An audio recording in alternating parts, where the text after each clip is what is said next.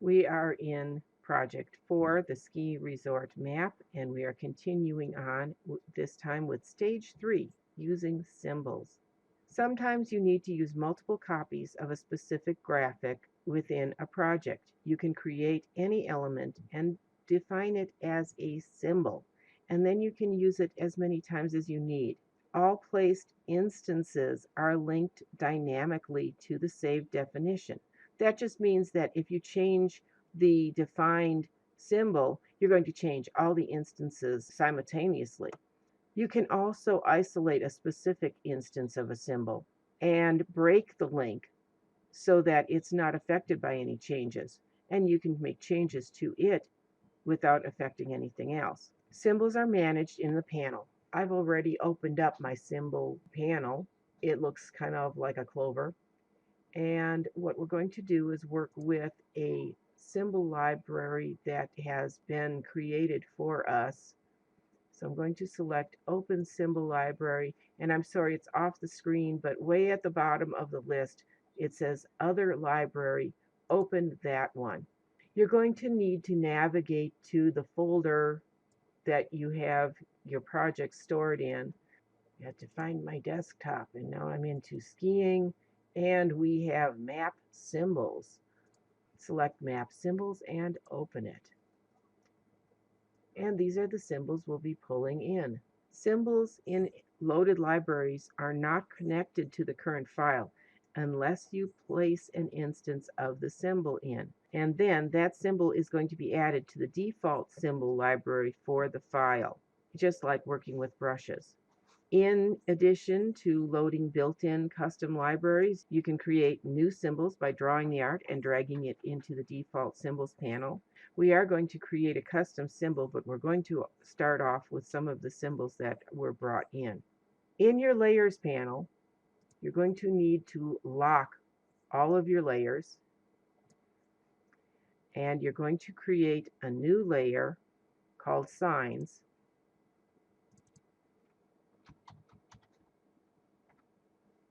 And make sure that you're working on that layer.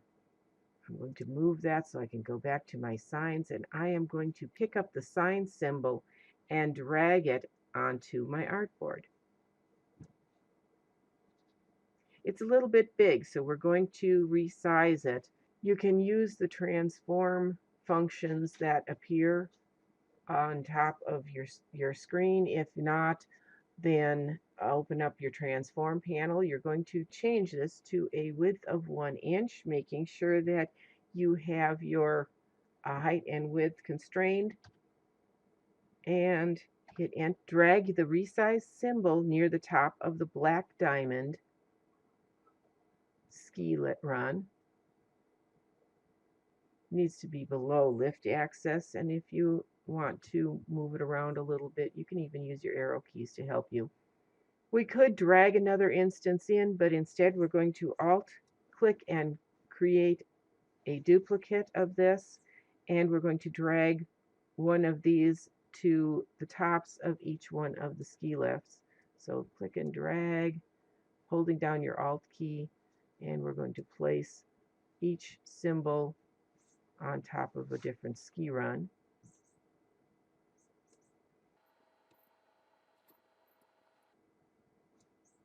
In the symbols panel, oh yes, our symbols panel now has our sign in it. Double-click the sign symbol to go into the symbol editing mode, just like we did with the pattern brush, and the other artwork isn't visible. We want to bring in the snowdrift from the map symbol panel and place it over the bottom edge of the signpost. Choose the Type tool from the Tools panel. We want to click away from the sign artwork to create a new type object. We'll put in Snowflake Peak, and then I'm going to mess with this a little bit. I want to do a bold, oh, here. I'm going to change mine to a bold typeface. We want this to be approximately 20 points. It may or may not work for you depending on what font you've used. Drag that over the top and change the color of your text to white so that it shows up nicely.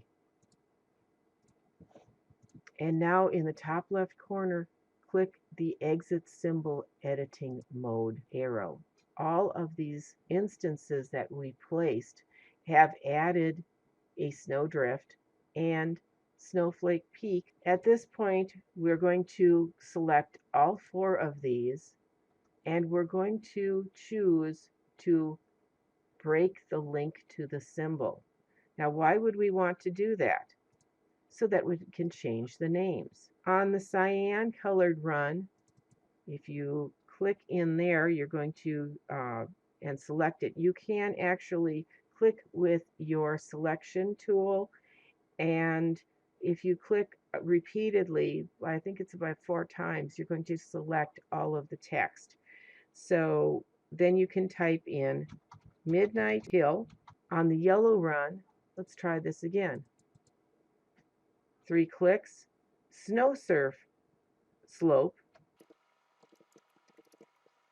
and on the pink run, it's going to be Bunny Hollow.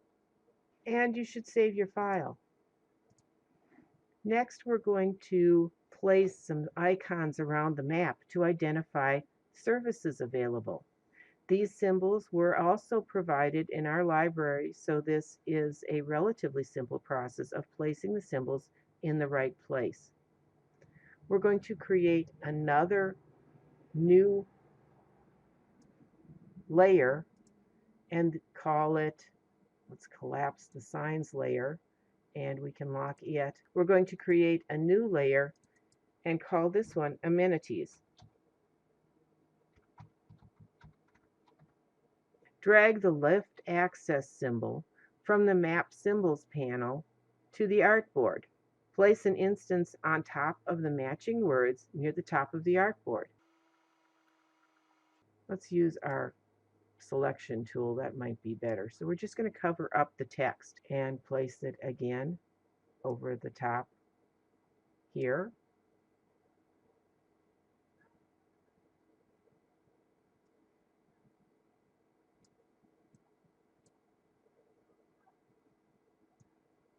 Oh, there's another one. Lift access there. Okay. So we do have 4 instances. Continue dragging symbols using the text as guide.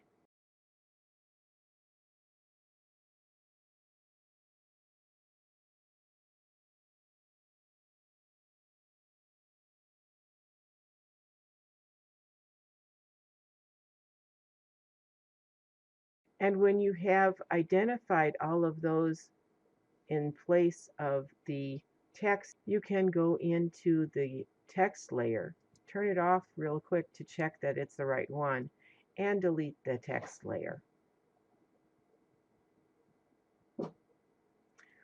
Now, lock the amenities and unlock the legend layer and move to that layer.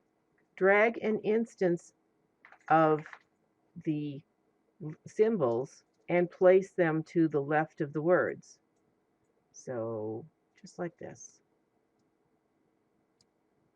Clone the placed instance and place it directly below. So remember to use your Alt key, and you can use your Shift key to drag straight down.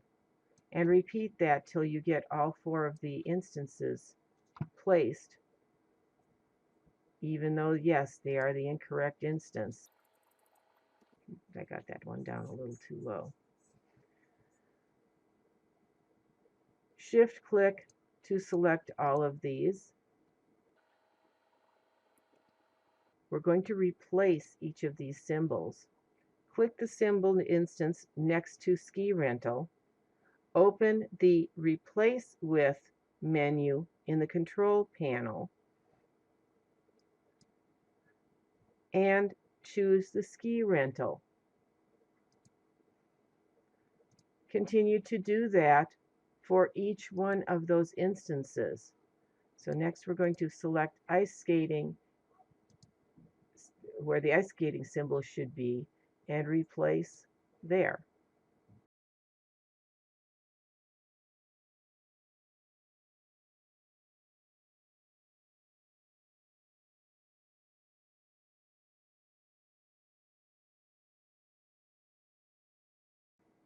You can collapse that when you've finished. Next, we're going to create the forest around the ski run.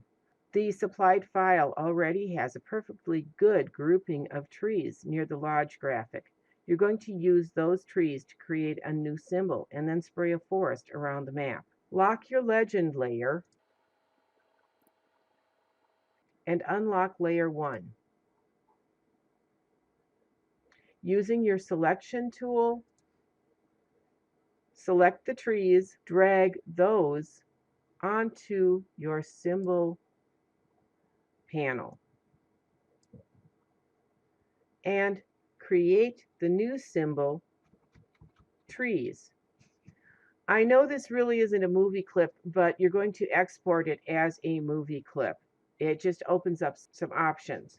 It's going to be a static symbol, and registration needs to be center, and you can leave the other two items unchecked and select OK. This has already now become our first instance of the symbol. It happens automatically.